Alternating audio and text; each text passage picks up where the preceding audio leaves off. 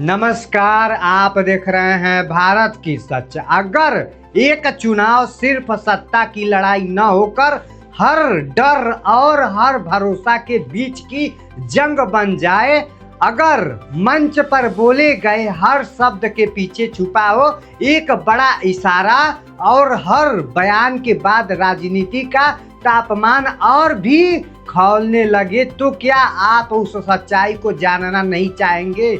नमस्कार दोस्तों, पश्चिमी बंगाल जहां चुनावी माहौल अब सिर्फ प्रचार तक सीमित नहीं रहा, बल्कि यह एक ऐसा रण बन चुका है जहां हर नेता अपनी पूरी ताकत झोंक दे रहा है और हर बयान एक नई बहस को जन्म दे रही है। एक तरफ है मुख्यमंत्री, वहीं पर ममता बनर्जी जो लगातार बीजेपी पर हमलावर हैं, तो दूसरी तरफ प्रधानमंत्री नरेंद्र मोदी जो अपने अंदाज में जनता को साधने को मजबूर कर रहे हैं। और इसी सियासी टकराव के बीच एक ऐसा बयान आया जिसने पूरे बंगाल की राजनीति को हिला करके रख दिया है। पूर्व बर्धमान के खंडघोष में जब ममता बनर्जी मंच पर पहुंची तो भीड़ में जोश था, लेकिन उनके शब्दों में चेतावनी छुपी हुई थी। उन्होंने सीधे सीधे बीजेपी पर बड़ा आरोप लगाते हुए कहा कि उन्हें पता है कि वे यह चुनाव हार रहे हैं और इसी डर में उन्होंने प्रशासनिक स्तर पर बड़े बदलाव करने शुरू कर दिए हैं। सोचिए, एक प्रधानमंत्री का यह दावा क्या सिर्फ एक राजनीतिक हमला है या फिर उसके पीछे कोई गहरी रणनीति छुपी हुई है? यही ममता बनर्जी नहीं रुकती हैं। उन्होंने जनता को आगाह करते हुए एक ऐसा बयान दिया है जिसने हर किसी को चौंकाने पर मजबूर कर दिया है। उन्होंने कहा है कि अगर बीजेपी सत्ता में आई तो लोग अपने घर, अपना पता और यहाँ तक कि अपना परिवार भी खो सकते हैं। ये ममता बनर्जी का बयान है। अब सवाल ये उठता है कि क्या यह सिर्फ चुनावी डर है या फिर जनता को सतर्क करने की कोशिश है? उन्होंने बीजेपी पर पहचान छीनने की राजनीति करने की आरोप भी लगाया है और कहा कि यह सिर्फ सत्ता की लड़ाई नहीं बल्कि लोगों के अस्तित्व की लड़ाई भी बन चुकी है।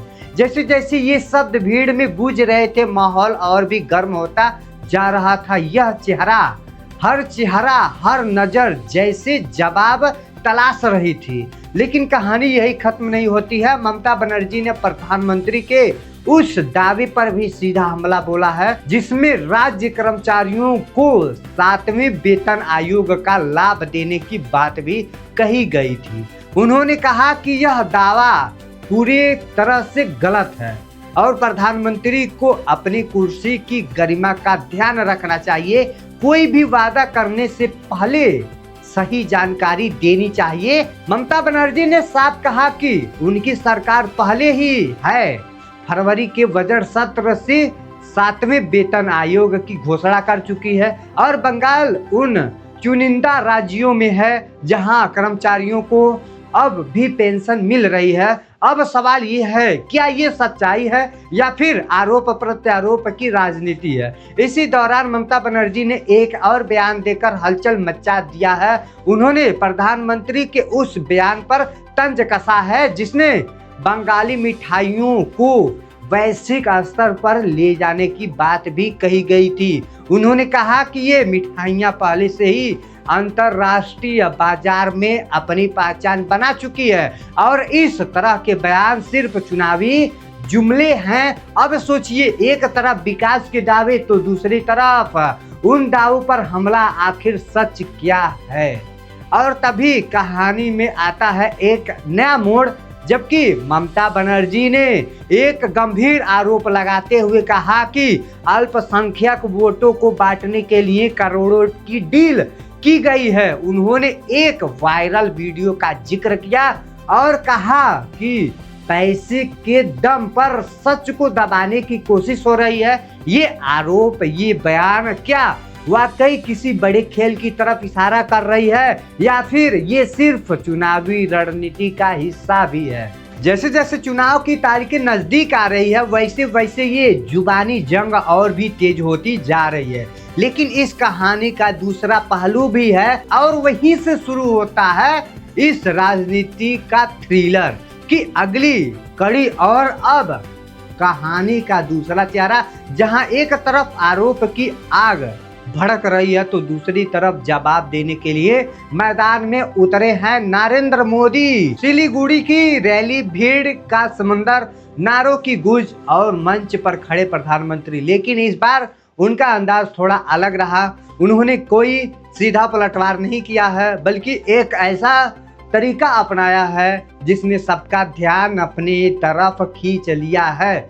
जी हाँ, नरेंद्र मोदी ने ऐसा जाल बिछाया है, सभी पब्लिक का ध्यान अपने ऊपर खींच लिया है। उन्होंने उन लोगों से जो उनके पोस्टर और तस्वीरों को लेकर के आए थे एक अनोखी अपील की है। कहा इन पोस्टरों के पीछे अपना नाम और पता लिख कर दीजिए, मैं उसको खुद चिट्ठी लिखकर धन्यवाद दूंगा। इतनी बड़ी बात बोल दी। अब सोचिए, यह सिर्फ एक साधारण अपील नहीं थी, या फिर जनता से सीधा जुड़ने की एक राजनीति थी। भीड़ में खड़े लोग इस पल को खास महसूस कर रहे थे, जैसे प्रधानमंत्री उनसे सीधे संवाद कर रहे हैं, जैसे हम सब आपस में मिलकर के बात कर रहे हैं बिना किसी दूरी के। लेकिन क्या ये भावनात्मक जुड़ाव चुनावी समीकरण बदल सकता है? यही नहीं, उन्होंने उन लोगों से भी बात की है जो उनके लिए वोटिंग और खास संदेश लेकर के आए थे। उन्होंने कहा, अगर आपके पास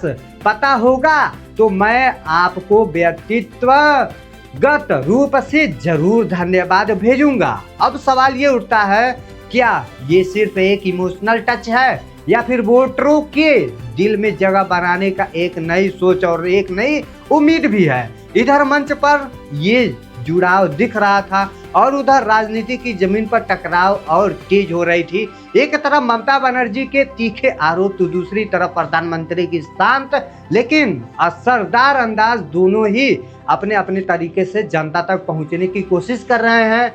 दोनों लोग सोच रहे हैं मैं जनता के पास पहुंच जाऊं, जनता के सामने हाथ जोड़ लूं क्योंकि मुझे वोट मिल जाए। लेकिन असली फैसला अब जनता के हाथ में है, क्योंकि 23 और 29 अप्रैल ये सिर्फ तारीखें नहीं हैं, ये वो दिन है जब तय होगा कि बंगाल की धरती पर सत्ता किसके हाथों में जाएगी। क्या जनता ममता बनर्जी के आरोप को टच कर मानेगी या फिर प्रधानमंत्री के भरोसे और जुड़ाव पर विश्वास करेगी, बीजेपी पे विश्वास करेगी? क्या डर की राजनीति जीत जाएगी या फिर विकास और संवाद का दावा? हर गली, हर मोहल्ला, हर चौराहे अब सिर्फ एक ही सवाल पूछ रहा है, कौन जीतेगा? 23 और 29 अप्रैल को कौन जीतेगा और कौन हारेगा? लेकिन याद रखिए, राजनीति में जो दिखता है वो हमेशा सच नहीं होता है और जो सच होता है वो आखिरी वोट पड़ने के बाद ही सामने आता है। इतना ध्यान रखिएगा, क्योंकि बंगाल की ये लड़ाई सिर्फ सत्ता की लड़ाई नहीं है, ये भरोसे और भ्रम के बीच की जंग है और इस जंग की असली फैसला जनता की उंगली पर टिका हुआ है। भाई, उन्हीं के स्याही में टिका हुआ है, किसको वोट वो करेंगे। इसी के साथ वीडियो को समाप्त करते हैं। आपको यह इंफॉर्मेशन कैसा लगा बंगाल चुनाव को लेकर के, आप सब कमेंट में जरूर बताइएगा और अपनी प्रक्रिया कमेंट बॉक्स में दीजिए। जय हिंद, जय भारत।